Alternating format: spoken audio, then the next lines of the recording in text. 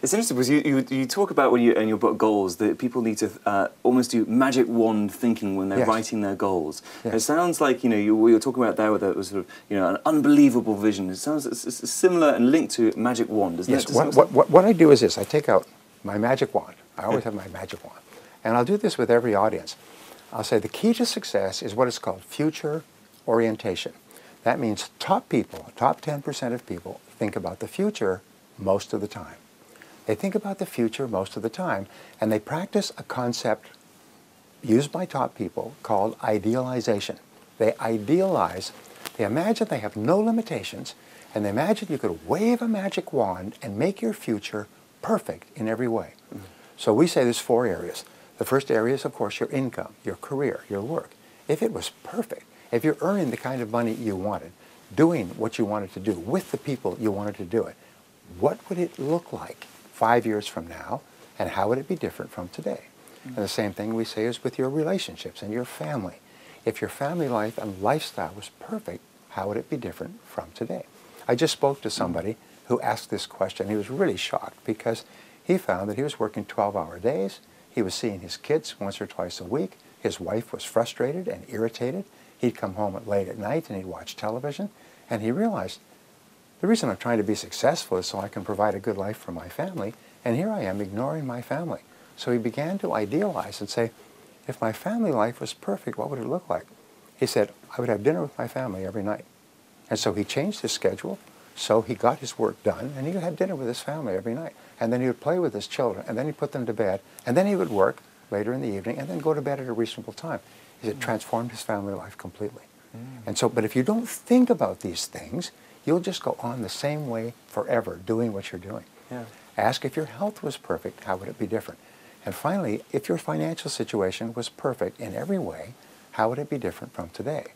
And then, what is the first thing you could do, the first step, right now, to make your future life perfect in every way?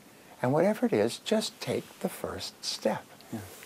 Interesting. Because it sounds like there you've got the visualization of the ideal future, which is a good thing for you to be doing for your subconscious anyway, but then also linking it down to what are we actually going to do next to deliver this. In terms of, you talk about in goals, you should write them all down. The key thing seems to be writing them all down. Yes. But in terms of goals, should you write them on, it's a very small practical point, but should you write them on pieces of paper, computers, media? Does it not matter necessarily where you write these goals down? Is there any thoughts on that? Well, I teach a program. It's an advanced coaching and mentoring program to business owners. And I tell them that if you come and work with me for 1 year, I will show you how to double your income and double your time off within 12 months. And then what I do is I front-end load the first day of coaching so that they double their income within 30 days. Everybody does it. It's very simple. I hand them out a spiral notebook, like a school notebook, and I say, what I'm going to ask you to do is I'm going to ask you to write down 10 goals that you'd like to accomplish in the next 12 months. Write them in the present tense as though they are already a reality. Not I will earn, but I earn. And then at the end of it, write by and have a due date. I earn this amount by this date. I weigh this number of kilos or pounds by this date. I achieve this goal by this date. Now, when you write it down, you engage in what is called a psychoneuromotor activity, which is a 50-cent word, as we say. It's a big word. But what it means is that you see it when you're writing it, you sub-vocalize when you are speaking, you kinesthetically write it, and by doing the handwriting, you actually program it into the hard drive of your subconscious mind. And I've had people do this exercise once, and a year later, they found that list of goals, and they were astonished to find that 8 of the 10 goals had been achieved. I spoke to a gentleman recently, remarkable story. He said, after he had gone through my seminar, and he heard me say, write down 101 goals that you want to accomplish in your lifetime. Well, he was about 24, he was struggling, he was poor, he had a used car, no money, unmarried, single, so on. So he went home that weekend, he got a spiral notebook, he wrote down 101 goals. Now 12 years later, I'm coming back to the same city, Atlanta, Georgia. And so he came to my seminar, and he said, I have to talk to you. He said, because 2 weeks ago, I was going through my papers, and I found that notebook. And I said, there's that notebook I wrote so many years ago. And he took it out, and he said, I wonder how I did. And so he began looking, and he took out a pen, And he began ticking off the 101 goals. So, yes, I achieved that. And I achieved that. And I achieved that. He said, Brian, and he started to cry. He started to shake. He said, Brian, I had achieved all 101 goals in 12 years. One of my goals was to marry a beautiful woman, which I did. To have children, which I do.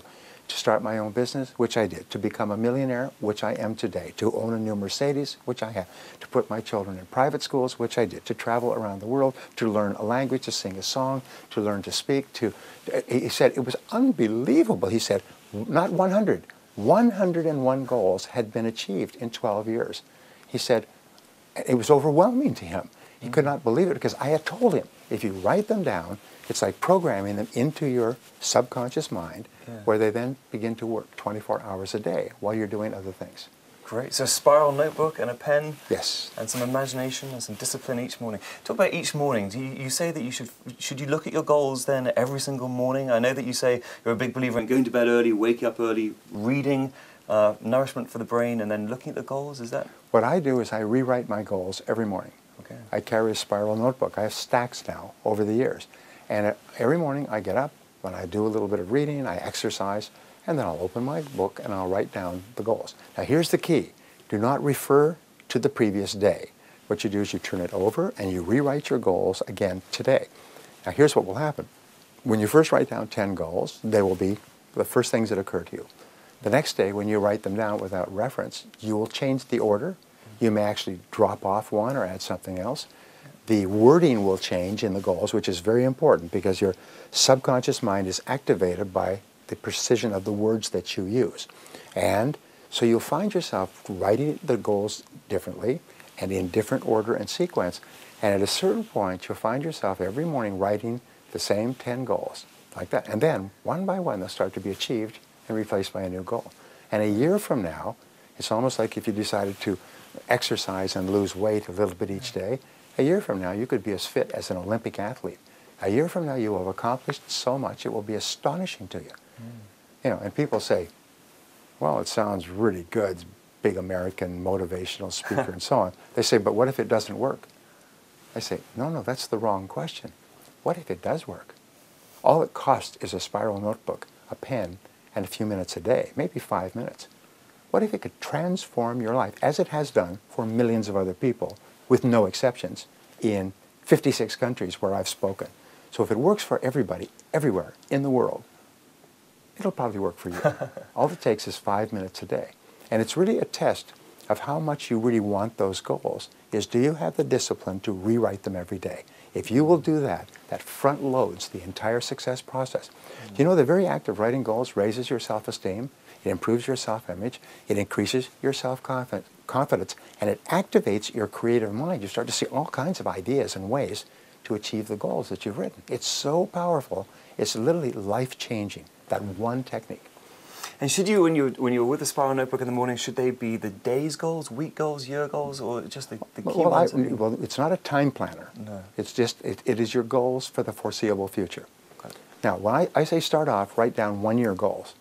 If you have more confidence, you can write down 5- and 10-year goals. But I have never written a goal that I didn't achieve. And I've gone from literally from rags to riches, from being broke to being worth an enormous amount of money. And it was exactly what I wrote down. the car, the home, the family, the business. Everything I wrote down eventually came true. And everybody I speak to says it all comes true eventually. Yeah.